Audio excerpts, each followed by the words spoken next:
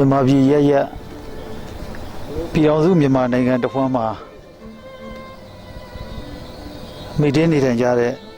တိုင်းရင်းသားညီကိုမောင်နှမများနဲ့တကွဆရာတော်ဘုရားရဲ့ဓမ္မမိတ်ဆွေများအားလုံးကိုယ်စိတ်နှပြချမ်းသာချမ်းသာကြပါစေအားလုံးကိုမင်္ဂလာပါလို့ဆရာတော်ဘုရားကနှုတ်ခွန်းဆက်သလိုက်ပါတယ်အခုမြင်တွေ့ကြည်ညိုရမယ့်ဆရာတော်ဘုရားရဲ့သာသနာပြုလုပ်ငန်းများနဲ့ဟာခါမျိုးတော်ကြီးရဲ့အခြေအနေကိုအနေနဲ့ရကဒကာဒကမတွေသိရှိနိုင်ရန်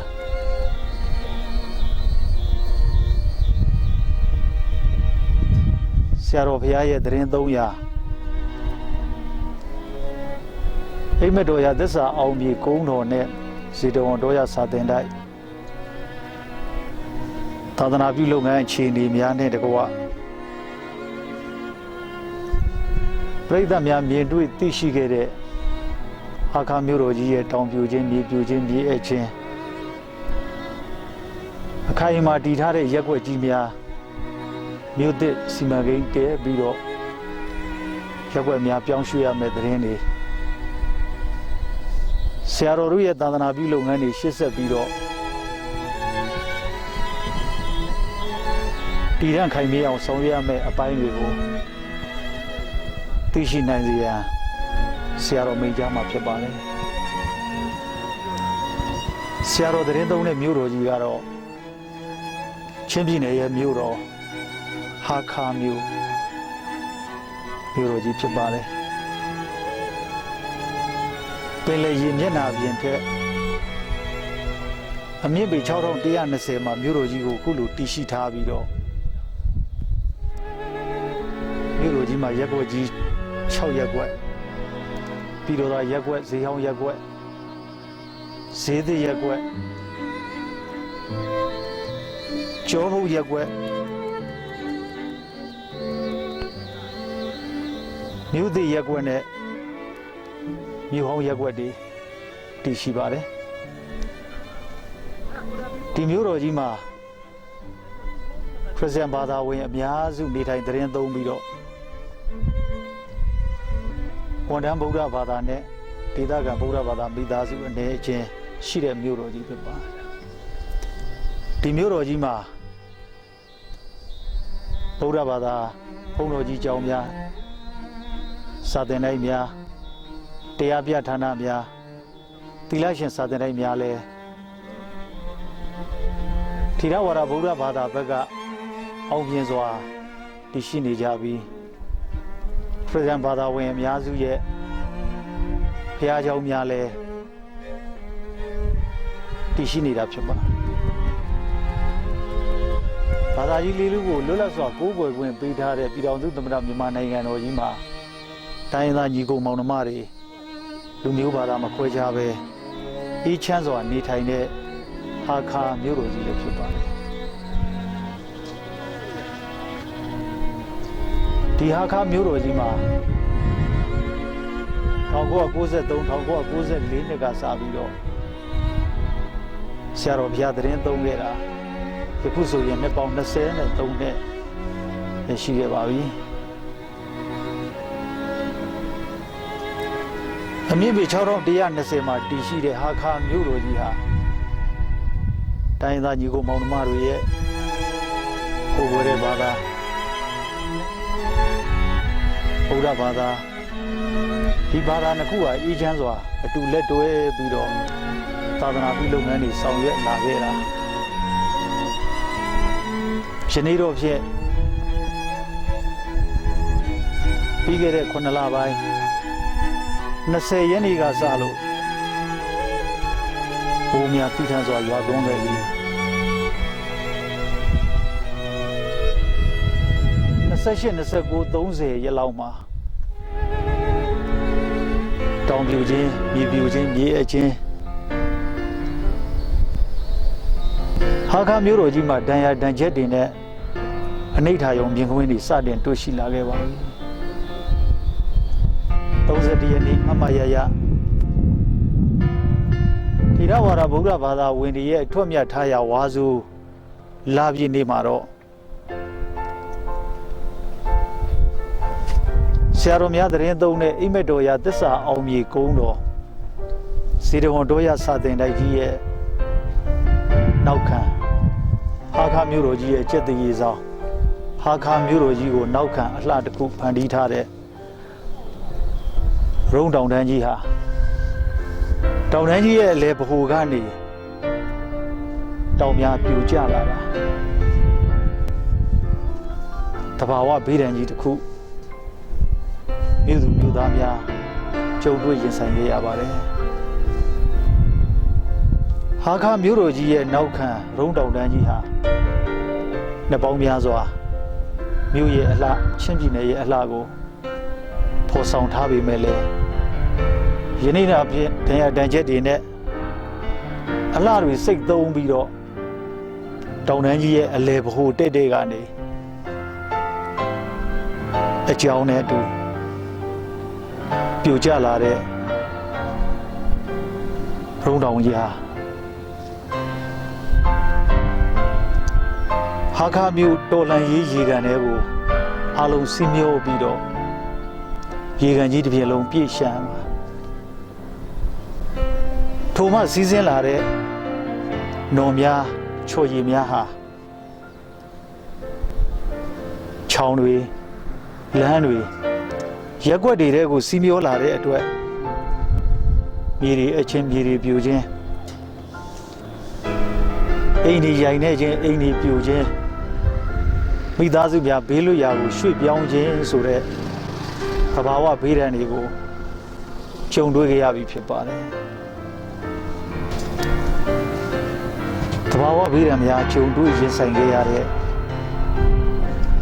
ချင်းပြည်နယ်ရဲ့မြို့တော်ဟာခါမြို့တော်ကြီးက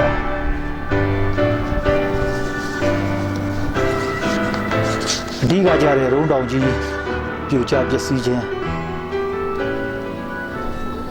တမိုင်းမှတ်တိုင်ဖြစ်တဲ့လွတ်လပ်ရေးရေကန်ကြီးရွှွန်တော်များနဲ့ချိုရည်များဖြင့်ဖုံးပြည့်သွားခြင်းရက်ွက်လမ်းတွေကိုစီးမျောပြီးအိမ်တွေပြိုကျပျက်စီးခြင်း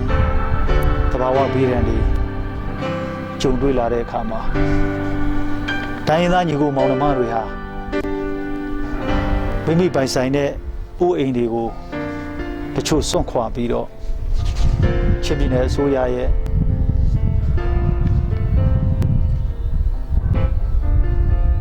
ကိုကြီးကယ်ဆယ်ရေးစခန်းဖွင့်လှစ်ထားတဲ့နေရာဌာနအသီးသီးတွေမှာတွားရောက်ခိုလုံနေထိုင်ကြရပါပြီတိုင်းရင်းသားညီကိုမောင်နှမတွေမြို့သူမြို့သားတွေတဘာဝဘေးဒဏ်တွေကြုံတွေ့ရင်ဆိုင်ခဲ့ရတယ်လို့ဆရာတော်တို့သတင်းသုံးတဲ့ထေရဝါဒဗုဒ္ဓဘာသာကျောင်းတွေ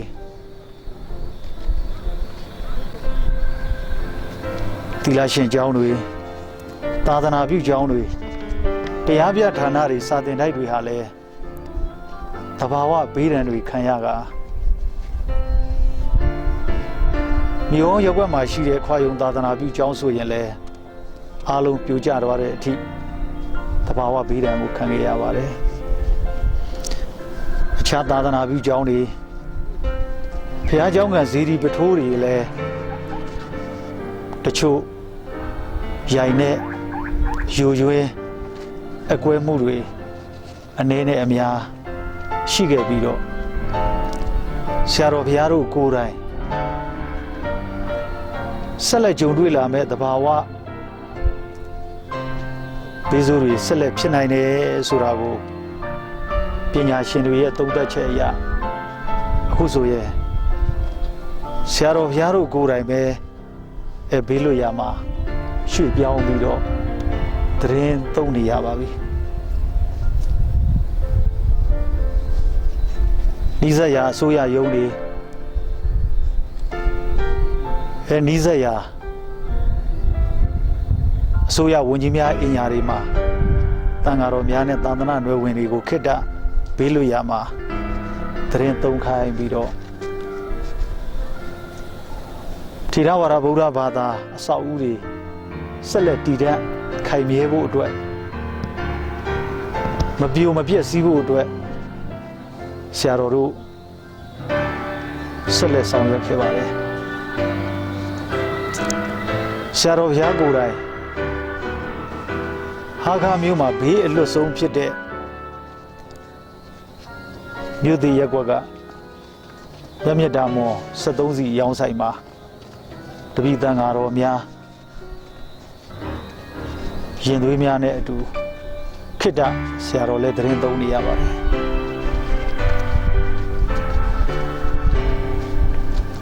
ညပိုင်းမှာရမြတ်တာမော်စီဆိုင်မှာတရင်သုံးပြီးနေ့လယ်ပိုင်းတွေမှာ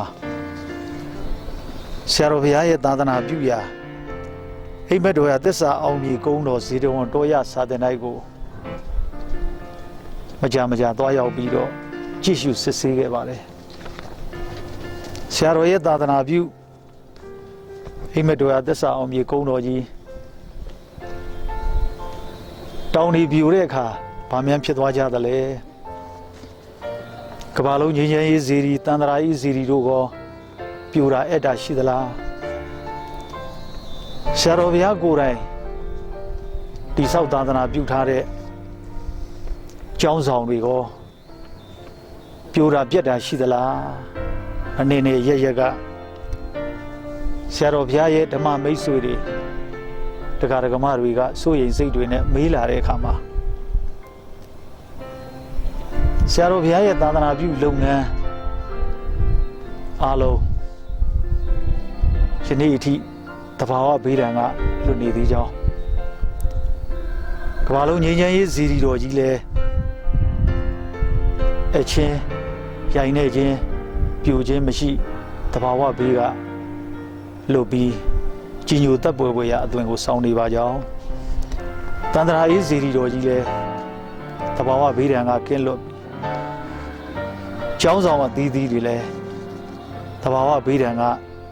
ယနေ့တိုင်ကင်းလွတ်နေတာကိုအခုလိုမြဝါထင်ခင်နော်တွေ့မြင်ဖူးမြင်ကြီးညိုအောင်မှာဖြစ်ပါတယ်ဆရာတော်ဘုရားတရင်သုံးသာသနာပြုနေတဲ့အိမ်မက်တော်အသစ္စာအောင်မြေကုန်းတော်ဇေတဝန်တော်ရစာသင်တိုင်းကြီးရေရှည်တည်တံ့ခိုင်မြဲဖို့အတွက်ဆောင်ရွက်ရမယ့်အပိုင်းတွေကိုတော့ဆရာတော်ဘုရားနဲ့တပည့်တကာတွေအားလုံးတိုင်ပင်ညှိနှိုင်းဆွေးနွေးပြီးတော့ဆက်လက်ဆောင်ရွက်ရတော့မှာဖြစ်ပါတယ်။ဘာတွေဆောင်ရွက်ရမလဲဆိုရင်အများကြီးညိုလေးစားနေတဲ့ချင်းတောင်တန်းသာသနာပြုဆရာတော်အနေနဲ့ရကဓမ္မမိတ်ဆွေတွေရဲ့ပံ့ပိုးလူရန်မှုကုသိုလ်အလှူတော်တွေနဲ့တိဆောက်သာသနာပြုထားတဲ့စီရီတော်တွေကျောင်းဆောင်တွေမဟာယန်တိုင်းတွေတောင်တဲ့ကားလန်းတွေကျောင်းတွင်ကတ္တရာကားလန်းတွေအားလုံးအတော်များများသဘာဝဘေးဒဏ်ကလွတ်တယ်ဆိုပေမဲ့အခုမြင်ရတဲ့အတိုင်းအိမ်မက်တော်ကသစ္စာအောင်မြေကုန်းတော်ကိုဝင်တဲ့တော်လိုင်းရေကန်ဘေးကအဝင်ကားလန်းဟာရုံတောင်ကြီးပြိုကျလာတဲ့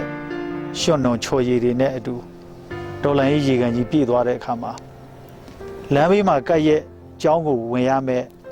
ကတ္တရာကားလန်းဖုံးလွှမ်းသွားတဲ့အတွက်နံပါတ်1အဝင်လန်းပျက်စီးယိုယွင်းသွားပါတယ်ချော်ရည်တွေနဲ့ဖုံးနေတဲ့အတွက်နုံတွေနဲ့ပိနေတဲ့အတွက်ယနေ့တိုင်ပြန်လဲဖော်လို့မရနိုင်အောင်ဖြစ်နေပါသေးတယ်ဆရာတော်တို့ကိုယ်တိုင်လည်းအိမ်မက်တော်ကသစ္စာအောင်မြေကုန်းတော်ကိုနေ့ပိုင်းမှာတက်ရောက်တဲ့အခါဒီတော်လိုင်းရေကန်အခင်ကအခုတော့ရွှွညုံတွေနဲ့ဖုံးပြီးပြည့်နေတဲ့ ဒီရေကန်ရေပြင်ကြီးကိုဖြတ်ကျော်ပြီးတော့ကုန်းကြုံလျှောက်ပြီးတော့ဘုံဘုံတို့ကျောင်းကိုသွားပါပြီဒါကြောင့်နံပါတ်1ဘုံဘုံတို့ဆောင်ရွက်ရမှာကဒီကျောင်းအဝင်ကားလမ်းပြန်လည်ပြုလုပ်ဖို့ကိစ္စဆက်လက်ပြီးတော့မြန်မာနိုင်ငံရဲတပ်ဖွဲ့ဝင်းထဲကနေဖြတ်ပြီးတော့တောင်ကိုတက်လိုက်တဲ့အခါမှာတောင်တဲ့ကားလမ်းတမိုင်ကျော်လောက်ရှည်လာတဲ့တောင်တဲ့ကားလမ်းဟာပထမကွေးတဘာဝဘေးဒဏ်ကလွတ်ခဲ့ပါသေးတယ်ဆက်လက်တက်သွားတဲ့အခါမှာဒုတိယတောင်တဲ့ကားလမ်းဒုတိယကွေးမှာတော့ရုံးတောင်ကြီးရဲ့ပြိုကျလာတဲ့ရွှွညွန်နေရေတိုက်စားမှုတွေကြောင့်တောင်တဲ့ဒုတိယကွေးပြိုကျပျက်စီးသွားတာကိုလည်းယခုလိုမြင်တွေ့ရမှာဖြစ်ပါတယ်ဝါဆိုလာပြည့်နေ့ဝါဆိုသင်္ကန်းတက်ရောက်လာကတ်ကြတဲ့ဒေသခံဗုဒ္ဓဘာသာဝင်တွေရဲ့ကားတွေဟာလည်းတောင်ပေါ်မှာပဲအားလုံးပိတ်မိပြီးတော့ဒုတိယကွေးပြိုကျမှုကြောင့်ကားတွေပြန်ဆင်းလို့မရခဲ့ဘူးအားလုံးပိတ်မိသွားကြတယ်ဒါကြောင့်သာသနာပြုကုန်းမြေကိုတက်တဲ့တမိုင်ကျော်တောင်တဲ့ကားလမ်းဟာအဆိုးဝါးဆုံးဒုတိယကွေးပြိုကျသွားတာပဲဖြစ်ပါတယ်အဲဒီဒုတိယကွေးပြိုကျပျက်စီးသွားတဲ့အတွက်ကားတွေအတက်အဆင်းယနေ့တိုင်ပြုလုပ်ဖို့မလွယ်ပါဘူးဆိုင်ကယ်များတက်ရောက်ဖို့အခက်အခဲရှိပါတယ်ဆရာတော်တို့ကိုယ်တိုင်လမ်းလျှောက်ပြီးတော့တက်ချီဆင်းကြီးပြုလုပ်နေရတဲ့အတွက်ခုဆိုရင်ရှေ့ဆက်တဘာဝဘေးဒဏ်တွေကြုံတွေ့လိမ့်မလားတန်တရားစိုးထိတ်စိတ်တွေနဲ့တရားဓမ္မတွေကလည်းဘေးအန္တရာယ်တွေရှိပါသေးတယ်ဒါကြောင့်ကျောင်းတော်မှာခိတ္တသတင်းမသုံးပဲဘေးလွတ်ရာဖြစ်တဲ့သင်လျော်ရာမှာသတင်းသုံးပေးပါလို့လျှောက်ထားတဲ့အတွက်ဆရာတော်နဲ့တပည့်တွေအားလုံးဟာမြို့သေးရက်ကွက်ကမြတ်တာမော်73စီရုံးခန်းမှာယခုခိတ္တသတင်းသုံးနေကြပါတယ်ဒါကြောင့်ဒုတိယဆောင်ရွက်ရမယ့်သာသနာပြုလုပ်ငန်းကတော့တောင်တဲ့ဒုတိယကွေးကားလမ်းပြုပြင်ရေးအသစ်လမ်းကြောင်းဖော်ပြီးတော့ပြန်ဖောက်လုပ်မဲ့လုပ်ငန်းတစ်ခုပါဒီလုပ်ငန်းကတော့အချိန်ယူပြီးတော့ဒါဘုံဘုံတို့ဆောင်ရွက်ရပါမယ်ပြိုကျပျက်စီးသွားတဲ့အနိဋ္ဌာယုံမြင်ကွင်းကတော့အခုမြင်တွေ့ရတဲ့အတိုင်းတော်တော်လေးကိုပြန်လည်ဆောင်ရွက်ရမယ်အနေအထားတွေပါဘုံဘုံတို့23နှစ်သတင်းသုံးခဲ့တဲ့ကာလမှာတဘာဝဘေးဒဏ်တွေမကြုံရပါဘူးဒီနှစ်ကတော့မြန်မာနိုင်ငံတစ်ဝန်းလုံးမှာတောင်ပြိုခြင်းရေကြီးခြင်းတဘာဝဘေးဒဏ်တွေအားလုံးခံစားနေရပါပြီဒါကြောင့်တဘာဝဘေးဒဏ်တွေကြုံတွေ့နေရတဲ့တိုင်းရင်းသားညီကိုမောင်နှမတွေအားလုံးယနေ့ဒီလိုဘေးဆိုးတွေမကြုံတွေ့ကြပါစေနဲ့ဆရာတော်များလဲတောင်တန်းပေါ်ကနေတောင်တန်းပြော်ရင်းဒါမေတ္တာတွေပို့တာပေးနေခြင်းဖြစ်ပါတယ်တတိယဘုံဘုံတို့ဆောင်ရွက်ရမယ့်အပိုင်းကတော့အိမ်မက်တော်အသစ္စာအောင်မြေကုန်းတော်ကြီးဟာဘုရားကျောင်းကဇီဒီပထိုးတွေနဲ့ခန့်ညာတပ်ပယ်စွာတည်ရှိနေတာအများကြည်ကြိုကြရပါပြိုခြင်းအချင်းတဘာဝဘေးဒဏ်တွေမကြုံတွေ့ရပေမဲ့တောင်ဆောင်မှာတည်ထားတဲ့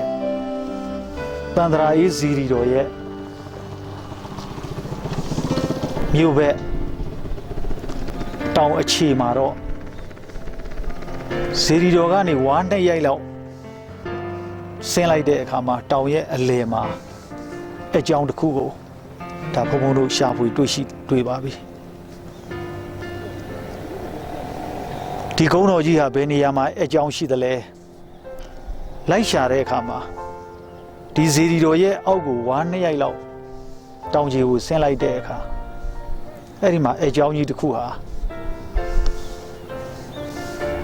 ပေ300နီးပါးလောက်အကြောင်းစတွေ့ပါတယ်ဒါကြောင့်တစ်မြို့လုံးကလည်းအကြောင်းတွေနဲ့အောက်ကဆွဲထားတဲ့အတွက်ဒီလောက်တော့တောင်ကျုံးမှာအဲ့လိမ့်မယ်သို့တော်လဲဘုရားကျောင်းကဇေဒီပထိုးတွေရေရှည်တည်တံ့ခိုင်မြဲဖို့အတွက်ဆိုရင်တော့မြေရင်းနဲ့ရန်ခိုင်ခိုင်မာမာလိုအပ်နေပြီမြေရင်းနဲ့ရန်ခိုင်ခိုင်မာမာတိဆောက်မှသာလျှင်ကုန်းတော်ပေါ်မှာရှိတဲ့ဘုရားကျောင်းကဇေဒီပထိုးတွေဟာရေရှည်တည်တံ့ခိုင်မြဲမယ်ဆိုတာကိုဘုံဘုံတို့ဝေဖန်စဉ်းစားသုံးသပ်ပြီးတော့မကြခင်မှာပဲတန်ကူကွန်ကရစ်နဲ့အခိုင်အမာမြေရင်းနေရန်တွေပြုလုပ်ဖို့လဲဆရာတော်တို့ဆောင်ရွက်နေပြီဖြစ်ပါတယ်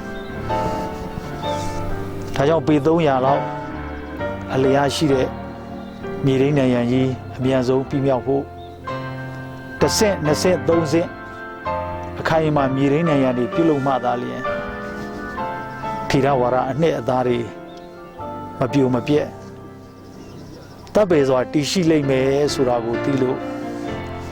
ဒါဆရာတော်ဘုရားလဲအနေနဲ့ရက်ကိုတရားဟောလှည့်လေကြွားပြီးတော့တရားဓမ္မတွေရဲ့ပံ့ပိုးလှူဒန်းမှုနဲ့နံပါတ်1ကျောင်းအဝင်ကာလံပြန်လည်ပြုလုပ်ခြင်းနံပါတ်2တောင်တဲ့ကာလံလမ်းသစ်ဖော်ပြီးတော့ကာလံပြန်ဖောက်လုပ်ခြင်းနဲ့ဒုတိယကိုအခိုင်အမာဆောင်ရွက်ခြင်းတတိယကုန်းတော်ကြီးရေရှိတည်တံ့ဖို့မြေရင်းနဲ့ရန်အခိုင်အမာပြုလုပ်ခြင်းဆိုတဲ့သာသနာပြုလုပ်ငန်းတွေဆက်လက်ဆောင်ရွက်သွားမှာဖြစ်ပါတယ်တောင်တန်းဒေသမှာသာသနာပြုလုပ်ငန်းတွေကိုဆောင်ရွက်ရင်းနဲ့23နှစ်တိုင်တိုင်တောင်တန်းမှာပျော်ပြီးတောင်တန်းပေါ်ကသာသနာပြုဆောင်ရွက်အောင်မြင်မှုတွေနဲ့အနေနဲ့အရရက်ကိုကြွမြန်ပြီးတရားဓမ္မတွေဘုံညွန်ပြတာဆူဆုံးမှရင်ထေရဝါဒဗုဒ္ဓဘာသာဝင်တွေကြီးညိုလေးစားမှုကိုခံယူခဲ့တဲ့ချစ်တော်နန်းသာသနာပြုဆရာတော်ဖရာတရင်သုံးတဲ့ဟာခါမျိုးမှာတဘာဝဘေးဒဏ်တွေကြုံတွေ့ခဲ့တဲ့အတွက်ရှစ်ဆက်ဆောင်ရွက်ရမယ်လုပ်ငန်းကြီး3ရပ်ကို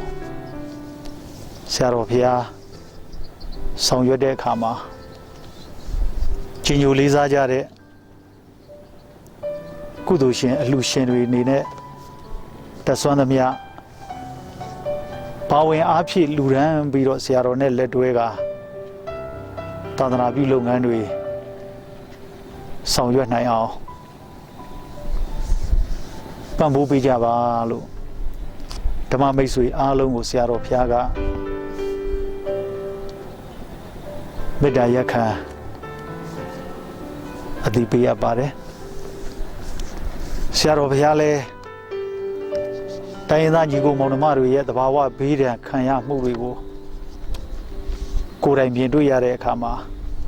လူသားချင်းစာနာထောက်ထားတဲ့စိတ်ဓာတ်တွေနဲ့ကယ်ဆယ်ရေးစခန်း9ခုဘုံဘုံတို့ဟာခါမျိုးမှာချင်းပြည်နယ်အစိုးရကဖွင့်လှစ်ပေးထားပါတယ်တဘာဝဘေးဒဏ်ခံနေရတဲ့ခိုးကိုရမဲ့နေတဲ့တိုင်းရင်းသားညီကိုမောင်နှမတွေအားလုံးလဲကယ်ဆယ်ရေးစခန်းအသီးသီးမှာနေထိုင်ကြရပါတယ်ဆရာတော်ဘုရားရဲ့မွေးနေ့ကြာရောက်တဲ့ဝါကောင်လဆန်း4ရက်နေ့မှာတော့ကယ်ဆယ်ရေးစခန်းအသီးသီးကိုဆရာတော်ကိုယ်တိုင်ကြွရောက်ပြီးတော့လိုအပ်တဲ့အထူးသဖြင့်ခိုးကိုရမဲ့နေတဲ့ရင်သွေးလေးတွေကျောင်းသားကျောင်းသူတွေကိုတနေ့တာစားသုံးနိုင်မဲ့မုံမျိုးစုံမွေးနေ့ကုသိုလ်အဖြစ်လိုက်လံလှူဒန်းထောက်ပံ့ပေးခဲ့ပါတယ်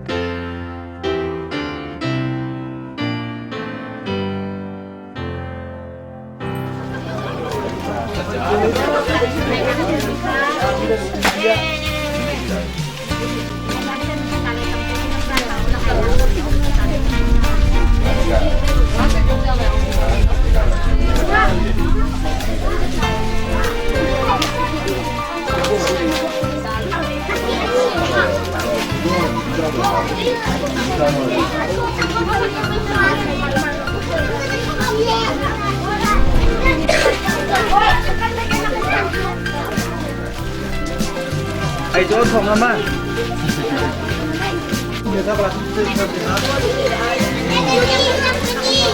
啊，大都不好吃的哦。